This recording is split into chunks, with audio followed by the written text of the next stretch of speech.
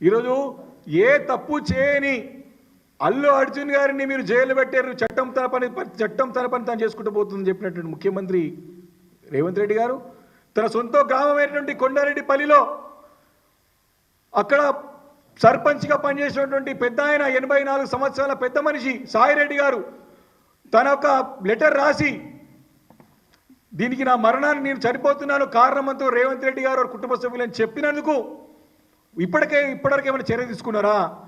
చట్టం తన పని తను చేసుకొని ఎందుకు చేయలేరు? మరి అక్కడ చట్ట ప్రకారం ఎవరైతే కారకులైన వారు అరెస్ట్ చేయాలి కదా, కేసు బుక్ కావాలి కదా.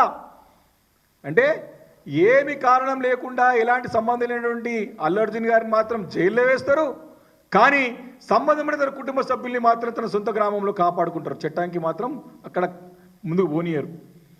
ఈ రకమైనటువంటి అరాచక పాలన, అక్రమ అరెస్టులు, మాట మార్పులు, ప్రజలను ఇబ్బంది పెట్టడము, వీటన్నిటిపైన ఖచ్చితంగా పిసిసి అధ్యక్షుడు బహిరంగ లేక కానీ రేవంత్ రెడ్డి గారికి చేస్తే ప్రజలకు స్పష్టత వచ్చే అవకాశం ఉంటుంది. ప్రజల తరపున మీరు ప్రశ్నించే వాళ్ళు అవుతారు తప్ప ఈ రకంగా డమ్మీ లెటర్ రాసి ఏదో రేవంత్ రెడ్డి గారి తరపున ఏదో చేసుకుందాం, పైరవీలు చేసుకుందాం, ఏదో పంతనం చేసుకుందామని మీరు ప్రయత్నిస్తే మీరు తెలంగాణ చరిత్రలో ఒక పప్పెట్ పిసిసి అధ్యక్షుడిగా, ఒక డమ్మీ పిసిసి అధ్యక్షుడిగా మిగిలిపోతారని చెప్పి బీఆర్ఎస్ పార్టీ తరఫున మిమ్మల్ని హెచ్చరిస్తూ ఉన్నాం.